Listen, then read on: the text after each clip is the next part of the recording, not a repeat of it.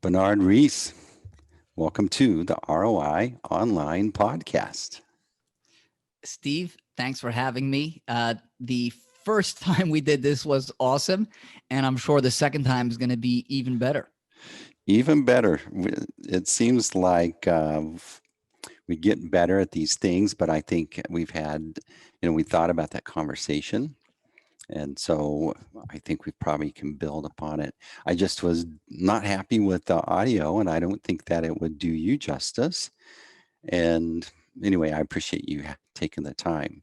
So let's give folks, since this is the first time they're meeting them, but not my first time meeting you, let's tell folks a little bit about you. Your the statement you have is financial self-determination and empowerment. Tell me a little bit, or tell us about what that statement really means about how you approach helping people get their act together in that area. Yes, there's so much to unpack. I'd say there are primarily three principles, really, that I'm trying to give expression to in that. The first one is that you cannot kind of shift the risk and reward for your financial choices. So no matter who you hire and how many professionals you engage, as good as they may be or as awful as they may be, the risk and reward ultimately lie with you. And so you have to remain, you're always at the helm. The choices are yours. So that's the first thing. You can't transfer that. So you've got to take responsibility no matter what you do. All So right. it's always about self-determination. That's one part of self-determination. The second thing is recognizing that you have your own financial journey, and the overwhelming majority of financial folks out there are trying to sell you what they've got in inventory. So it may not be a physical product in inventory, but they've got a tax product, a life insurance product, an annuity product, a mutual fund, real estate, whatever it is. They're kind of to sell you what they've got, the outcome of their journey. You need to take all of those and determine your own journey. So you need to realize that, hey, these guys are selling me their thing. But what you need to do is say, take a step back and create your own journey in alignment with your own values, your own goals. Because everybody's got different goals. The goal, some people, yes, they think the one that dies with the mostest Mhm. is the way to go. And some people, there are more values. So it's kind of, you've got to craft it yourself. So the second component of financial self-determination is recognizing that it's your journey. And the others that are there are to provide you with the full array, the full context, so that you can choose and navigate. So that's the second part of it. The third component is more about the empowerment. Most financial professionals want to foster dependency. They don't want you to actually take charge. The way they're able to generate revenue and the way they earn your business is by keeping you feeling like you're a little in the dark, like you need them. Without them, you're stuck. And so, ironically, they do not want to empower you. And what you need to be is empowered, because again, it comes back to self-determination, making your choices. And the only way you can do that is if you're given the knowledge and expertise so that you're empowered to reach financial self-determination. So when you talk about all of those three things, responsibility, recognition, empowerment, there's that really highlights that there's not one silver bullet that you can find. And I think that's kind of, for whatever reason, we're looking for that one guy, that one girl to just give me the silver bullet so that I can set it and forget it. And your whole system there says, no, no, that's wrong. Yeah, there's no silver bullet or golden toilet. Golden toilet, there it just came out right there. It's hard to say that without smiling really big, isn't it? It's awesome. Since you've introduced me to that, it kind of runs through my mind a couple of times a day, because it is such a great metaphor. It is so true. We are surrounded by golden toilets. And I mentioned, I think I shared this with you, and perhaps you were already aware of it. Somebody created a sculpture, an actual golden toilet. I think it was on display at some point, Museum of Modern Art in New York, where I am. Hmm. So golden toilets, we all got to think about that. And I think I would love to hear. You wrote the book, uh, but if and I've shared this online and my feeling about golden toilets. But if I can ask you, even though you're the host, if you Hmm. can kind of put it into a sentence or two, what's a golden toilet? A golden toilet is this iconic representation of all this wasted money and effort. It's universal across all cultures. And we fear wasting money on something and wasting time, and yet it happens all the time, especially in the marketing world.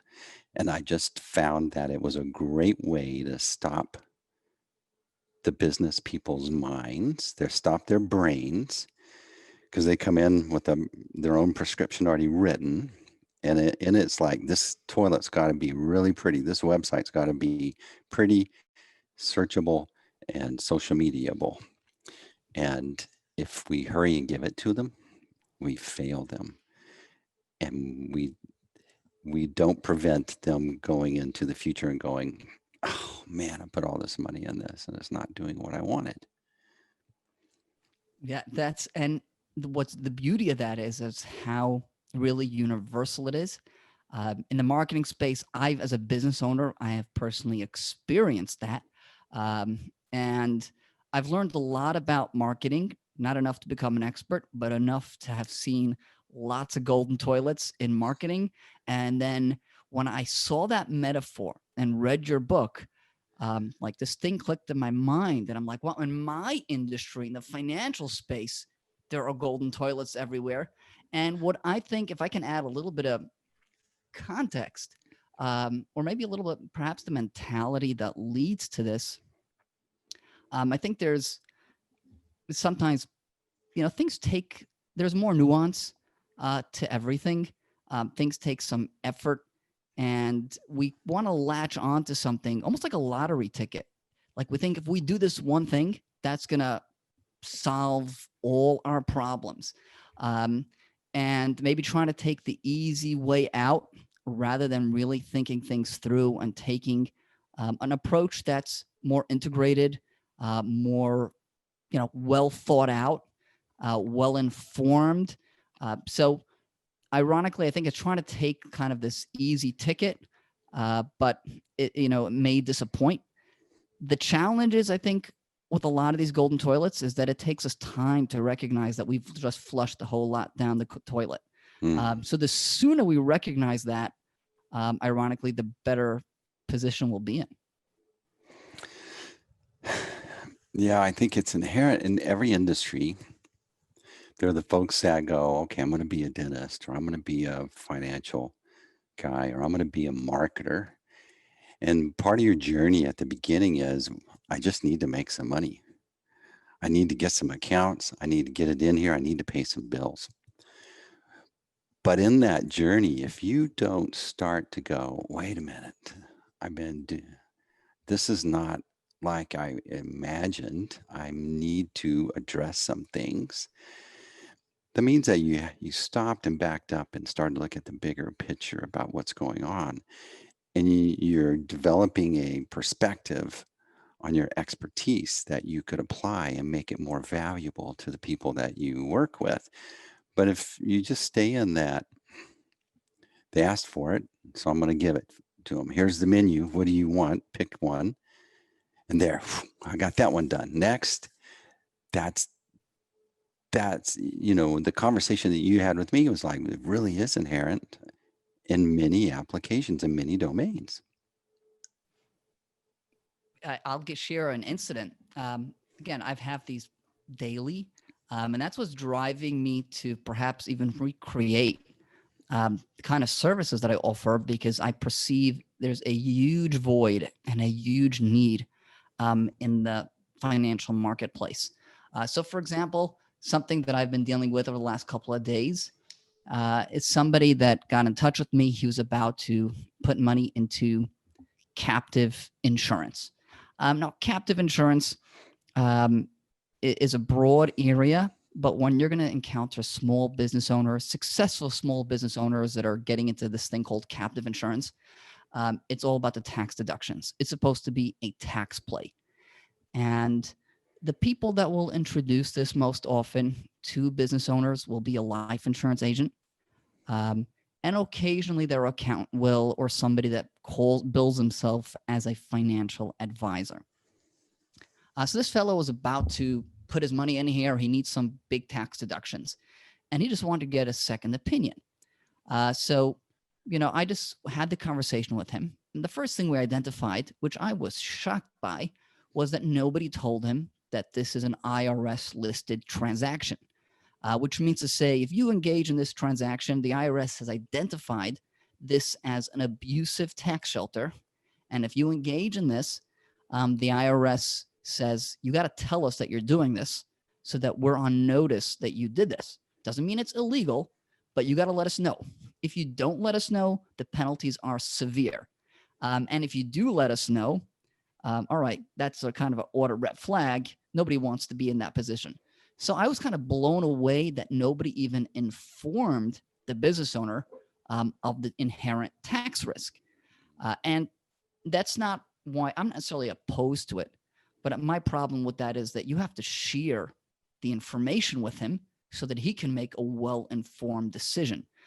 So suppose he gets into this captive insurance arrangement. He's thrilled, right? Because on his tax return this year, he's going to report that he took a $200,000 tax deduction. And for some business owners, it's 2.2 million tax deduction, and he is thrilled. But he doesn't recognize that he's walking around with this huge liability. The IRS may be coming after him. Now, when you think about your financial world, you want to think about your risk adjusted return, right? ROI. It's about risk adjusted ROI. And again, your ROI online, because it's all about ROI and it's all about risk adjusted ROI.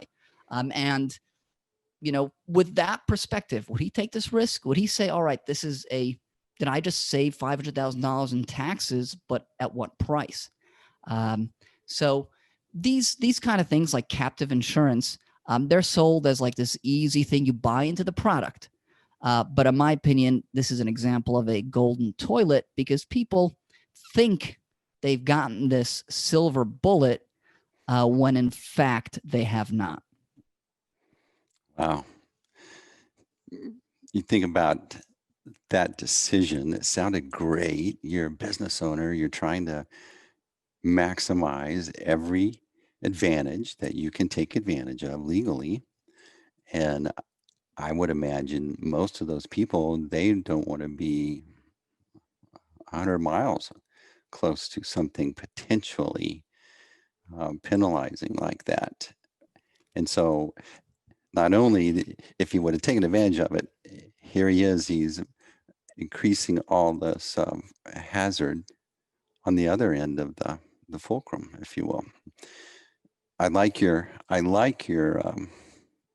risk reward.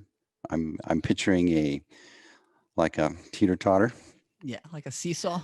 Yeah, so that deal to him sounded like a slam dunk. Why wouldn't I do this? But if he doesn't get the whole picture and how it fits in with the rest of his business, I'm sure there are other implications that happen that he's not aware of. Oh yes, we've just scratched the surface, and there's a void. Part of the issue here is there's a void in the financial and tax advisory space. So the people that are selling these things are just earning commissions. They're not the advisor. And so there's nobody that is really providing advisory services. And to a great extent, these are, your accountant usually does not have the expertise to actually analyze this. So your accountant will tell you that there's some risk associated with it, but beyond that, he does not have the specialized knowledge to really review the structure. And then if your accountant says, okay, I'm going to charge you $10,000 to review this and analyze this, all of a sudden, it's not as attractive. Hmm. So it ends up getting sold by people that are earning commissions they've got the conflict of interest. Hmm. So they're not going to share the risk. But even more importantly, the people that are selling it aren't even aware of the risks or the intricacies of the tax structure. They become a product that gets marketed. You buy it almost like buying a shirt. The difference is when you buy a shirt, you can touch it, feel it. What you see is what you get. With financial and tax products, what you see is not what you're getting. So there's a real challenge and a real void in this space. And frankly, I've been thinking a lot about this, and I don't even have a good response. How do we fix this? It's like a systemic issue, and I don't even have the resolution for it. I'm thinking like, okay, Bernard can go out there and we can do business that way, and we can say, all right, we have the expertise in all these spaces, but Bernard is just one person. Mm-hmm. We can't. How do we fix this? I don't have a good answer. You think, all right, I'm gonna buy my products, my resources at the best I can. I'm gonna hire and manage my labor the best I can. And then it comes to these conversations here, and totally feel like I am my pants down when I'm walking around in that area. I have to depend. I have this person that does check over my books, right, and make sure everything's squared away, but that I've never expected of them to have all this tax experience that would really optimize or present, hey, Steve, did you know you could have been taking advantage of this? I wouldn't know where to start. I don't know who to go to. That would be someone totally different, looking over a lot of the same areas. That's that's in play with every business out there. Yeah, it's very true. And this is something that I've been implementing gradually, been moving away from actually doing tax returns and accounting work. And if people ask me, a prospective client, do you do tax work? And what I tell them is I've de-emphasized that for the most part. No, not taking on new clients for tax work. I'd rather work hand in glove with whoever your tax accountant is. We'll provide kind of that higher level of insight, and we'll navigate the niche areas of tax code for you, and have your accountant keep doing your tax returns, because you can't do everything. As much as I would love to, you can only spread yourself so thin, and what you've described is exactly the approach that I've been taking recently. Mm-hmm.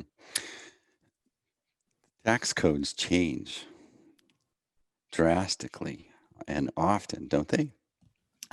It's insane, right? We got Trump totally revamped the tax code, and here's the thing and now Biden, if he becomes president, he's already said that he's going to rewrite the book again.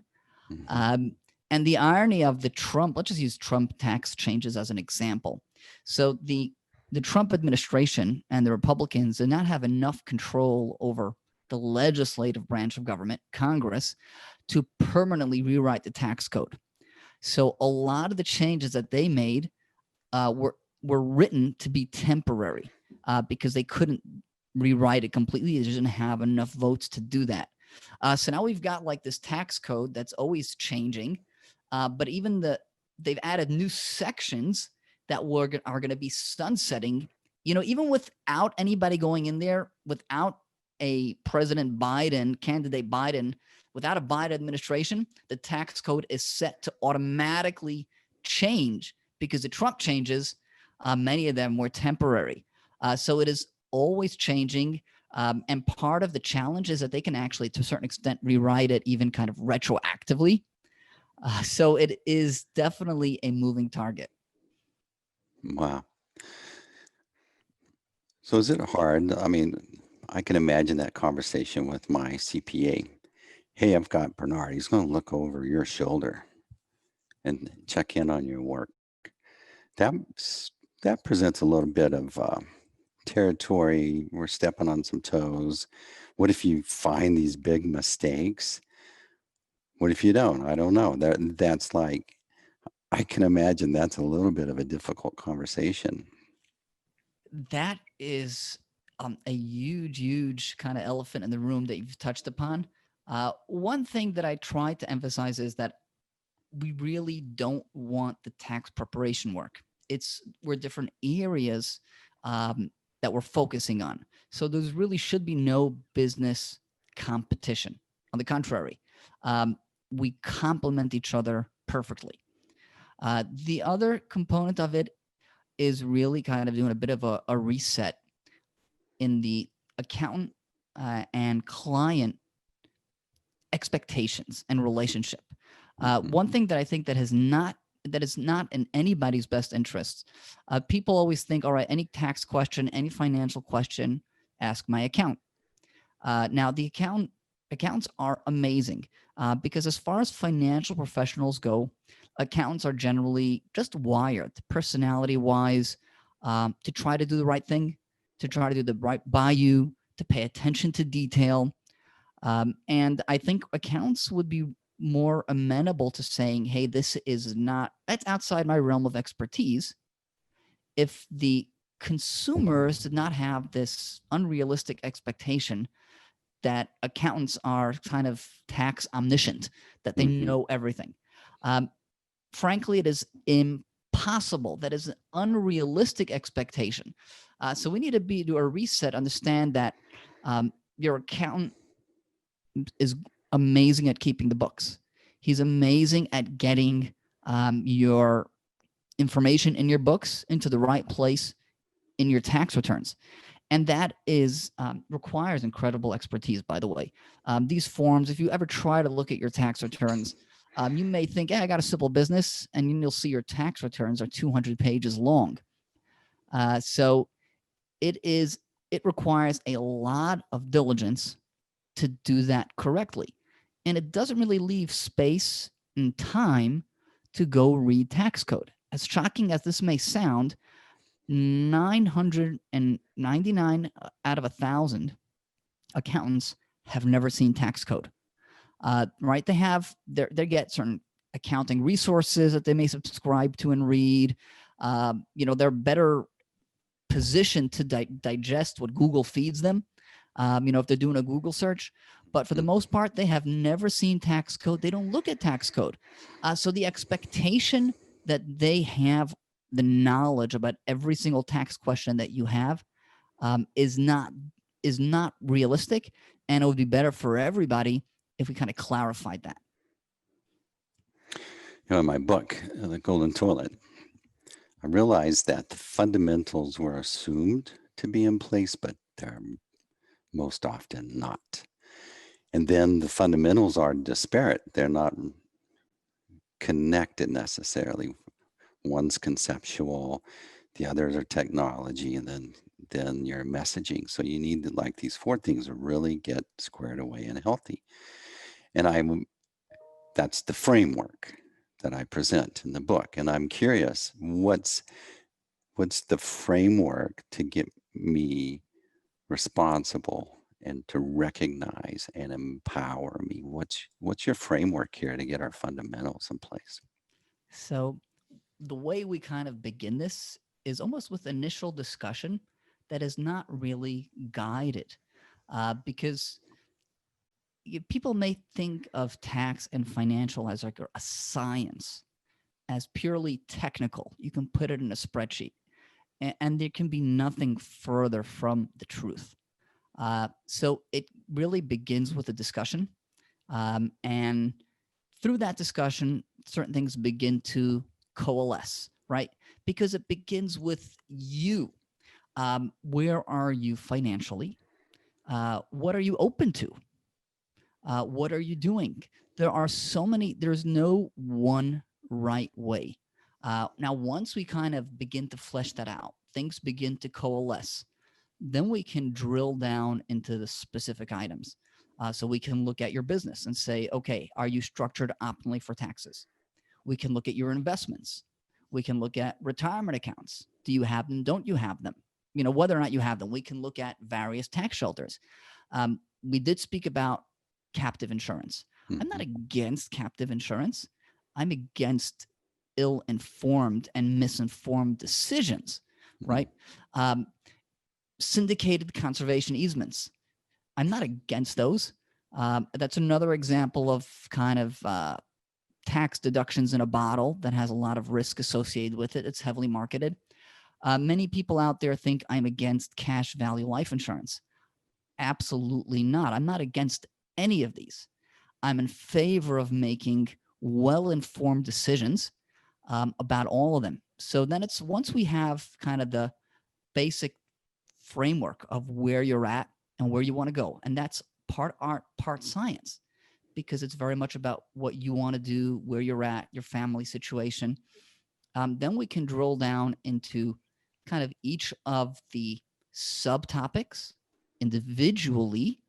And most importantly, then we can see how they all come together, how they integrate, because you cannot view any one aspect of your financial life in isolation. What's needed is an approach that's multidimensional and integrated.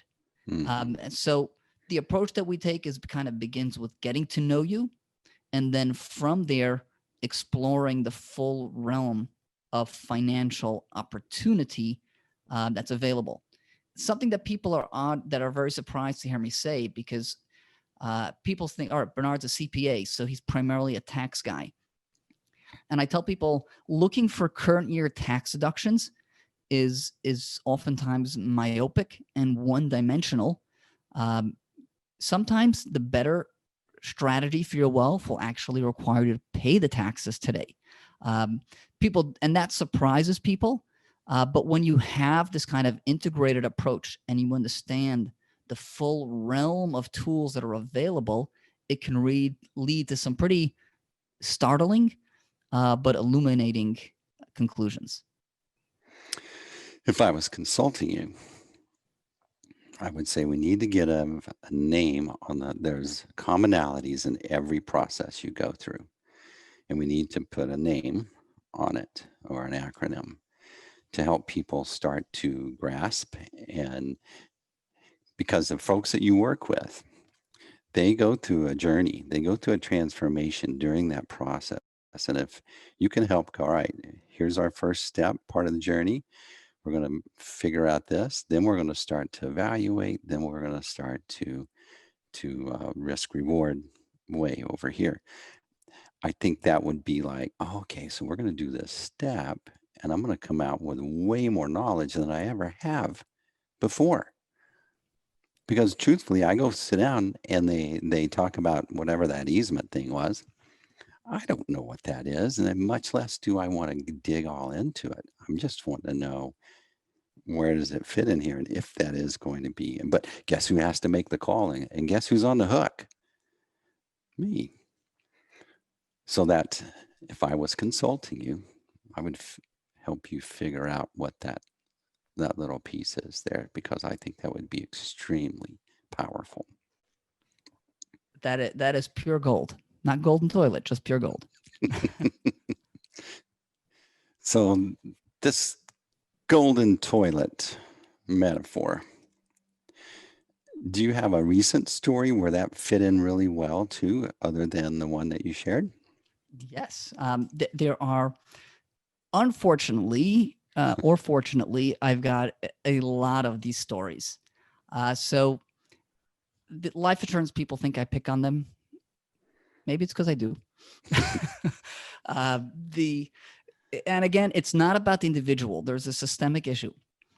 So the dealing right now with somebody that um, is not financially knowledgeable, a widow. And she collected life insurance proceeds. And now she has a lot of investable assets. And the question is, what do you do now? What do we do with these assets?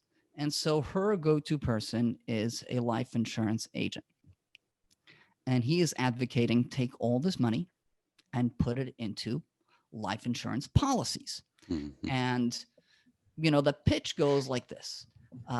Put the money to life insurance policy. It's a cash value policy. The money that's in the policy, your cash value is going to grow. And that is tax-free growth. And when you need money from the policy, you can pull out that cash as a loan, which will be non-taxable.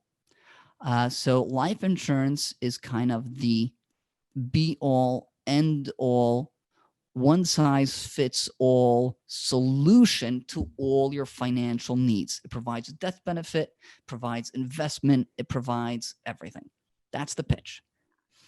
Now, the hardest thing to combat is things that have that are partially true.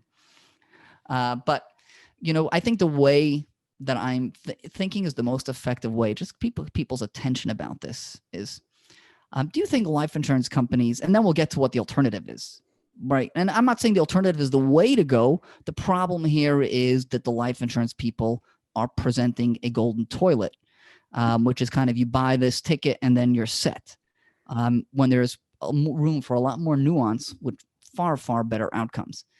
So life insurance companies they don't have printing presses that print money. They're not giving charity. Where do you think they get their money from, right? When they give you money, where do they get it from, right? So they take in your money, and they're making profit for themselves, right? They're paying the insurance agent 100% commission. The first year's commission is usually all that you pay in. And then in some states, it exceeds that. I'm in New York, which puts a cap on that. So the insurance agent can only get 90% of the of the money up front. Other states are getting 110%. And some of these policies are very expensive. People are paying hundreds of thousands of dollars per year in premium. Now, so the insurance company took in a couple $100,000. They gave it to the agent. They're paying out death benefits. You get what's left, right? It all comes from the policy owners. There are no miracles here. There's no printing press. They take the money in, they invest it, they pay their expenses, and they give you what's left. So it's highly unlikely that this is the best deal in town for you, because what they're doing is they're giving back your money, and your money is yours, and really it means collectively policy owners, minus their expenses.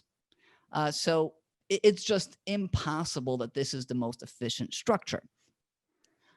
So in this scenario, we're talking about the widow. Maybe she's not so objective because she actually got a payout of the death benefit, right? So there was a policy on her spouse, and he passed away unexpectedly, very young, and she collected millions of dollars. But nobody buys a life insurance policy as an investment thinking, hey, let's buy this policy and then kick the can next year, and then listen, I only paid $100,000 in premium, and now my beneficiaries will get $2 million. That's not the plan.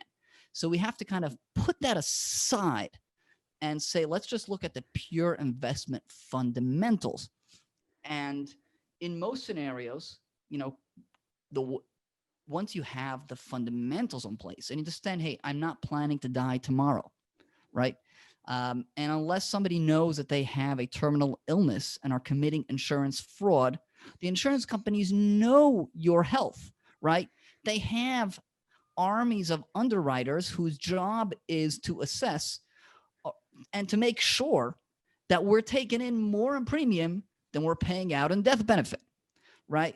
So you're not dying. You're not making money that way. You're not monetizing the policy by dying. So you're going to put $100,000 in premium into this policy. You know how much cash value you're going to have tomorrow? It could be done a couple of different ways, but you're going to have a lot less than $100,000 in there in your cash value. You may be 5,000, maybe 10,000. Technically, it could go as high as 85,000, depending how the policy is structured. Uh, but that's a lot of expertise to determine the best way for you. So what will normally be the better way to go is to consider some form of investing, like real investing. Don't give it to the insurance company so they can pay expenses, they can invest it and make profit and give you the leftovers. Invest it yourself and see what that returns you. And then when you compare and try to approach it from a multidimensional perspective, you're going to arrive at a whole other suite of options. That's not one size fits all, but again, you'll explore bonds, stocks, mutual funds, and how to do that. But what we have now is the life insurance person's promoting this golden toilet, which is not in this widow's or anybody's best interest. Yeah, she's endeared to the insurance agent who delivers the death benefit. It's, this found money, so to speak. And so she's going to be like, well, what can I lose? That's an easy win. And I'm upset over this death. And it's nice that he can just help me like flip this and get it going and get that worry out of my hair. I could see how the easy silver bullet option would just make sense when I really don't want to sit and think about all these different considerations. I mean, I would want to consider these other considerations a little bit down the road instead of go, why did I do that silver bullet option when it's my perspective's different. Yes, it's all about to what extent we're ready to engage and think. And the question is, how do we put things? And this is a question. Not really. This is a real question. How do you put this in perspective for people? And that one of the biggest challenges is that the cost of all the things we've discussed are costs that they do not see, right? With the captive insurance and syndicated conservation easement or the QRP that they shouldn't have, that cost, the IRS risk, the potential penalties, it's not there on their account statement, right? So the costs that you don't see, those are the most pernicious, and those are the ones you have to think about that. With the life insurance, okay, you can see a certain amount of policy costs built into the statements.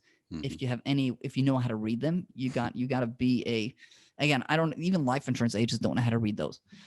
But the bigger cost is actually the cost of missed opportunity, right? In this route, your net worth or net wealth is going to be X. In the other route, it could go, it can be 10 times or 100 times as much. That's totally realistic. But that missed opportunity, that opportunity cost doesn't show up in the statement. Yeah. So people don't see it. They don't see like, hey, if I would take this $100,000 and put it into a reasonable investment and it would compound over time, that can turn into 10 times what the life insurance policy would be worth. That's excellent. To somehow be able to show the opportunity cost as a line item on that policy. That would be huge. That would be like shocking.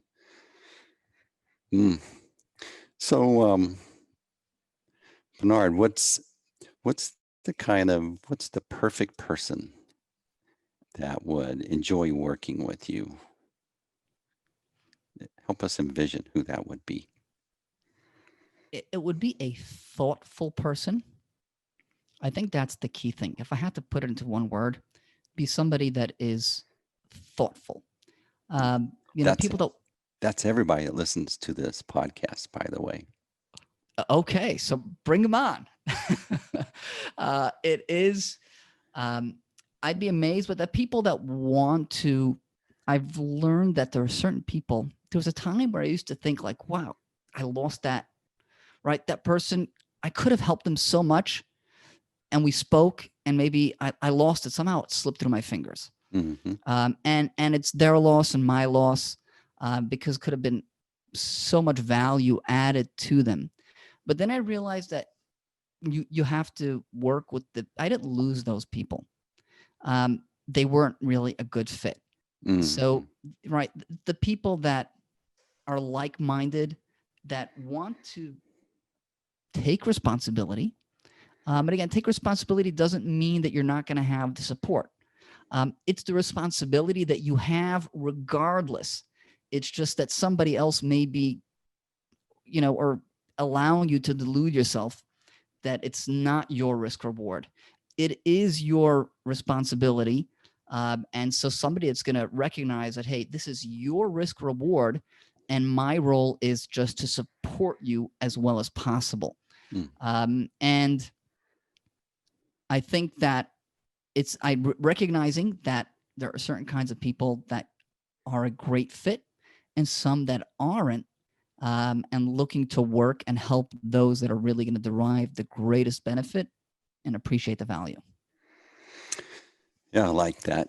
When people ask me who's the best client, they're thinking industry, but I'm thinking progressive-minded leader that realizes I need to really embrace this because it's a big competitive advantage, but we're going to have to be responsible and recognize what we need to do. And we're going to empower them in the end with a big competitive advantage.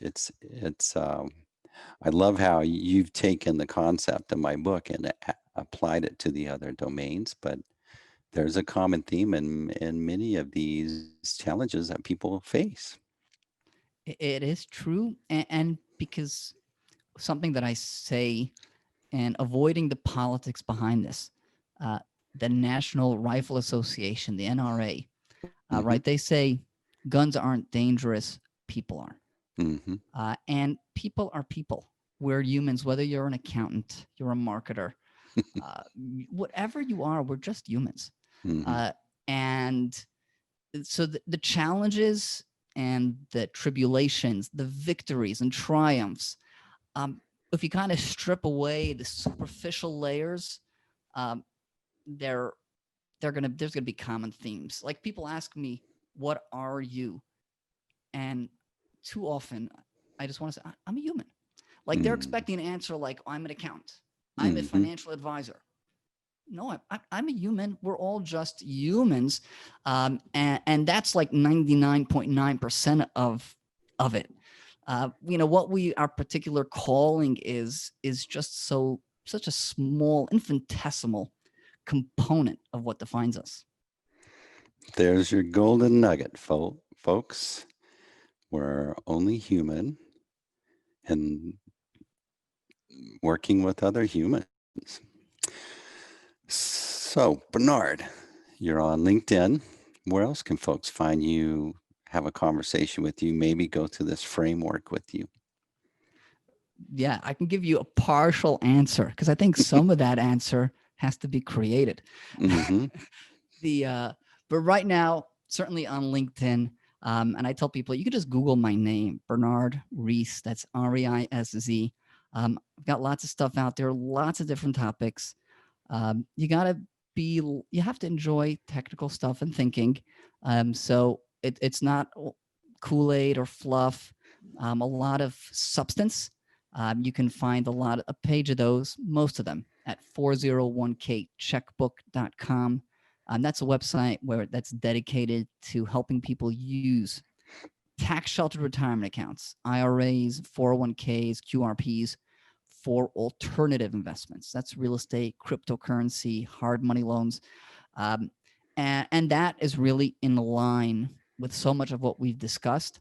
Uh, your financial advisors and salespeople are looking primarily to sell prepackaged products.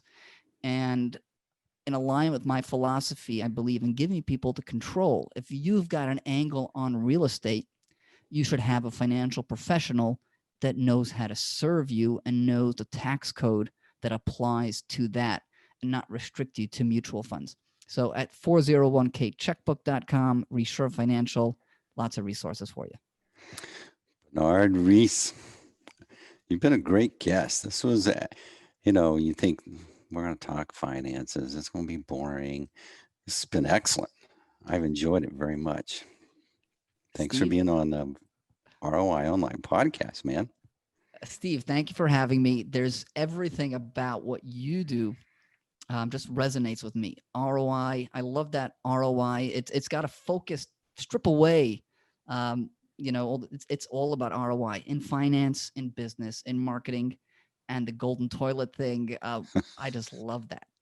So everybody, you're listening. If you don't have Steve's book yet, um, you should get that book. Not for marketing necessarily. Of course, you should get it for marketing, but you should get it kind of to learn about life because golden toilets are everywhere. I love that. What a great episode. That's a wrap. Steve, thank you.